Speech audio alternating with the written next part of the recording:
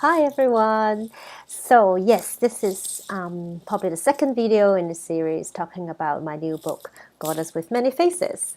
So some of you asked me how the book came together, and I explained it briefly that I've been teaching goddess archetypes or women's transformative journey for a number of years in workshops and seminar and so forth, and then eventually it became a book. But I would say at the beginning, like I've been reading, and many of you know if you are on my list or watching my videos, that I've been always reading and talking about subjects in spirituality, self-improvement, personal growth, that sort of genre. And I've been reading a lot about myths, and I've realized they have so much to teach us, because no matter it is a myth that 5,000 years ago that it happens in Egypt, or it comes from China, or in Middle East, a lot of the themes are the same, and a lot of messages and story lessons are the same.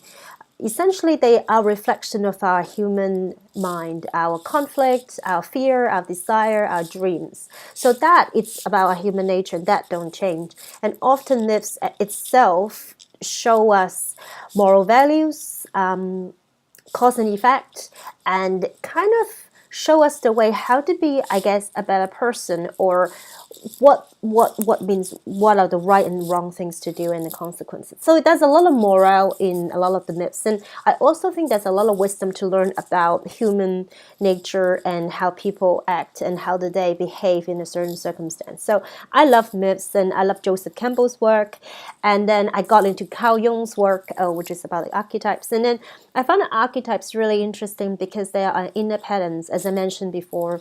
They are in our unconscious, but they often want to seek outward expression, and they are within us. But then they're like our inner patterns. So sometimes we act in a certain way, like almost automatically or unknowingly, because this is our blueprint. This is our archetype. So we have a certain inclination that we can't explain. It may not be the wisest thing to do. Like why someone is very often be more assertive or independent, while some other people may be a bit more observant, a bit more introverted. Like there's a lot of things that it's really about inner patterns, and when you understand yours and others, that really help you to navigate with a relationship. So that really got me interested.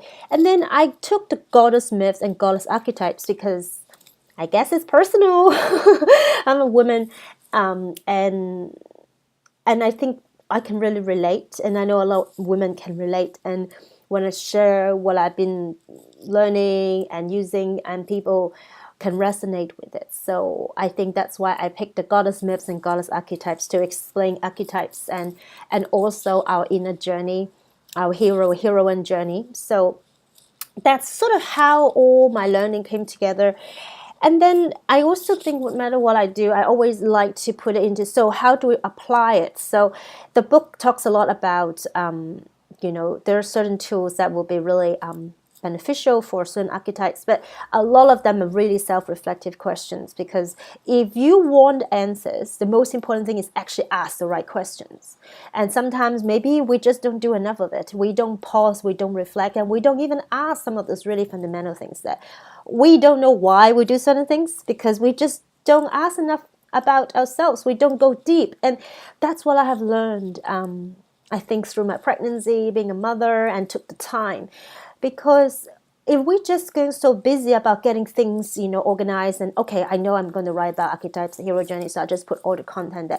But we don't think deeper with the material. No matter what it's about writing this book or doing anything else, if you don't go deeper within your journey, within your world, within your subconscious, you do not get the insight you need to change your life. And that's kind of prerequisite. So if you don't ask those deep questions, you don't sit with it, you don't feel uncomfortable for a little bit, you don't get where you want to go, because that's what growth is about. Remember when you were young and growing taller, or, we all go through that. I used to have a lot of leg pain because growth sometimes is uncomfortable. And in a lot of spiritual books, you talk about life lessons, and you can learn the lessons through pain or through joy. And of course, joy is preferable, but often we don't make the decision in the sense, in the conscious sense, that we actually learn lessons through joy. So I hope when you read the book, you may learn some lessons through joy. But I think a lot of times our growth could be uncomfortable, like leg pain that I talked about.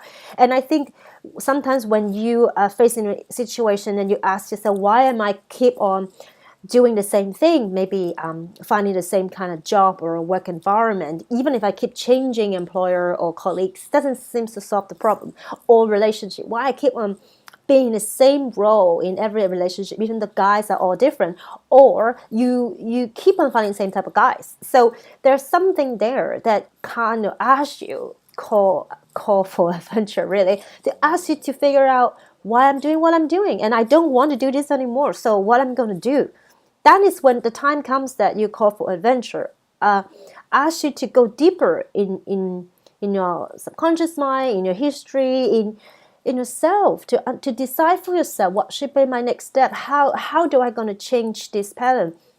What I'm going to do so that I can become who I want to be. Like, as in, I want to find a better relationship or a job really suits my passion. So what do I need to do to get there? If you don't pause and go deep and sink in to think about these things, it hardly you will get a different outcome, because you're going to just tend to repeat the same thing. So I think you get all this when you read the book. So that's part of what is the book about. Really, it's about self-empowering, self-reflection, to help us to really become who we want to be. So that's really underpin everything.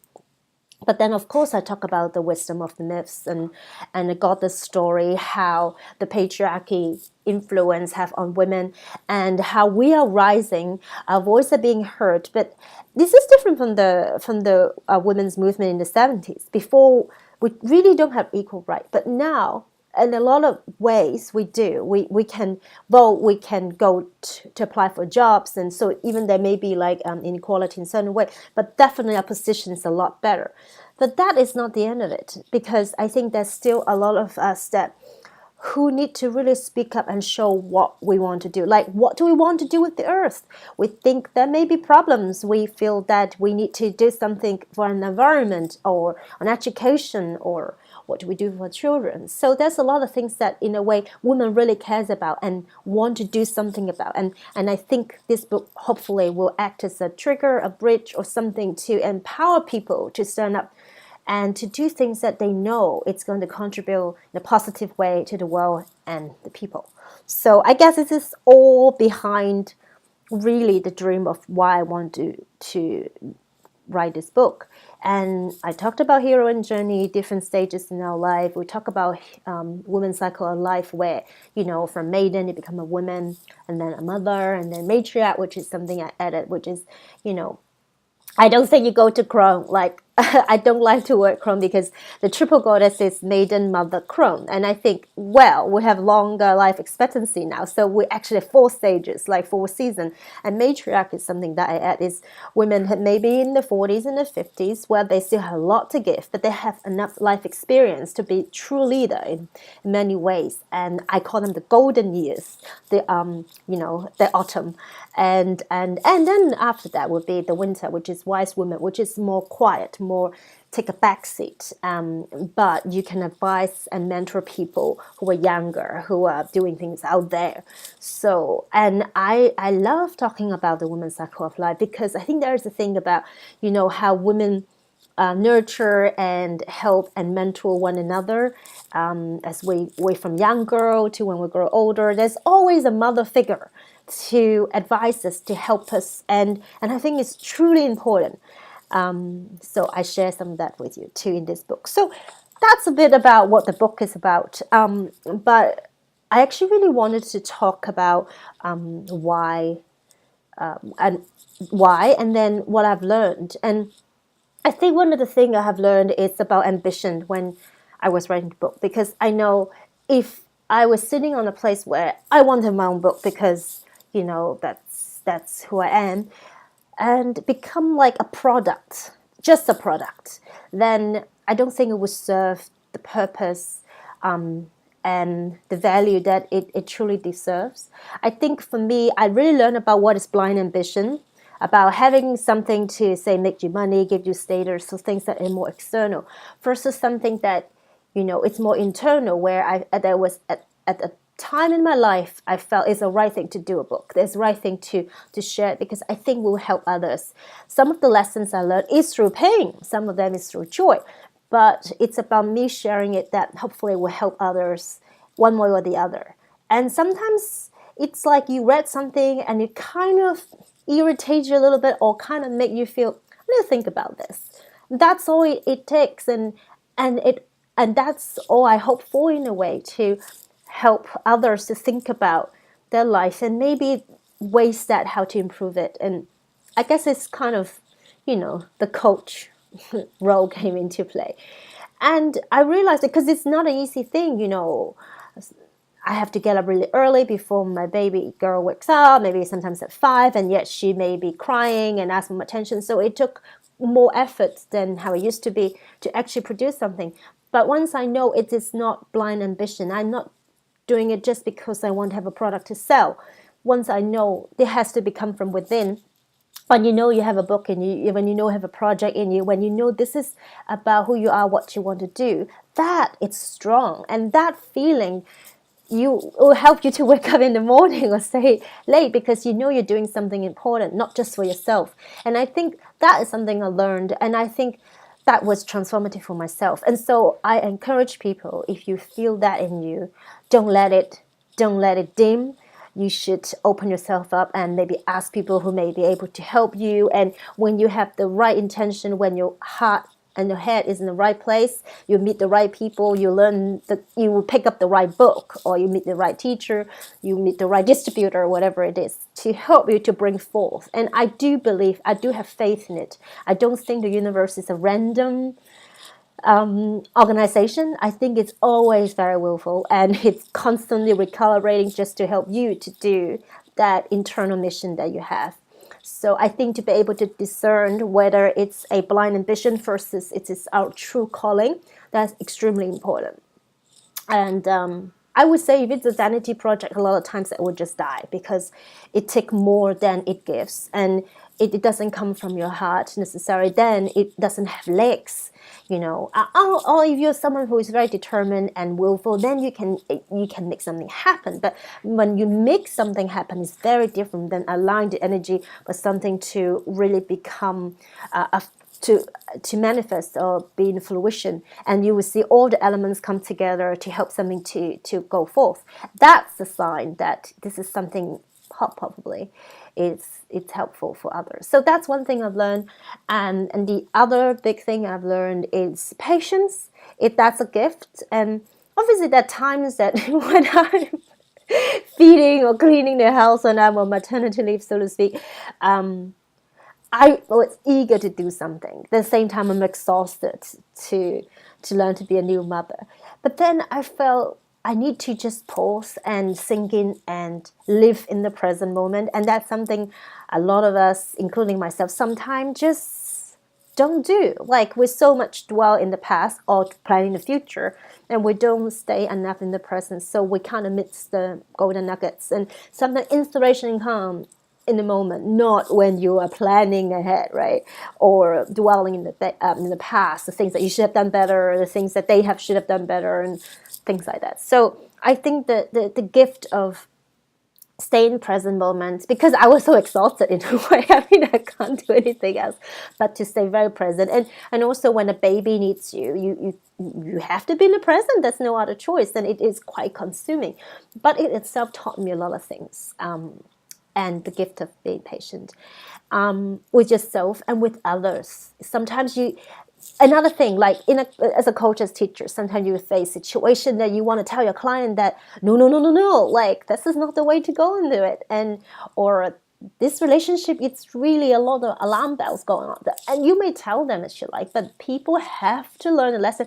And sometimes, I mean, it's different when you're in a coaching situation, in a therapist, or then like your best friend, your mother or sister, sometimes they definitely don't want to take the advice from you because, it's just too in the picture. Like, or like my husband would not like some of the lessons from me, like definitely.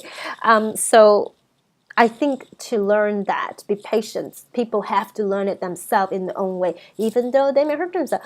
Like I see my daughter trying to walk, and sometimes you know she's just gonna fall, but she will come back up again. You don't have to always help them, and you show them the way, but that's all. You can't do everything for them, and that's another thing I've learned, that you got to be patient with people. You got to be patient with yourself, and when the things are right and the times are right, things will come together. So there's no need to rush for it. If it is not ready, it's like being pregnant. You can't just rush for it, and you don't want to rush for it. You don't want to have premature birth, right? You want to just have the right time, and if it comes early, then yeah, you deal with it. But it's not up to you sometimes when things will come. And maybe if things doesn't come, it's because there are better options for you, or maybe you're not ready. So I learn a lot about that what I preach, but then when it comes to me, then I actually really have to learn it in a way where, so yes, this is my own life example. So I hope I share enough story in my book to demonstrate, because I think nothing's better than story to demonstrate what you have learned.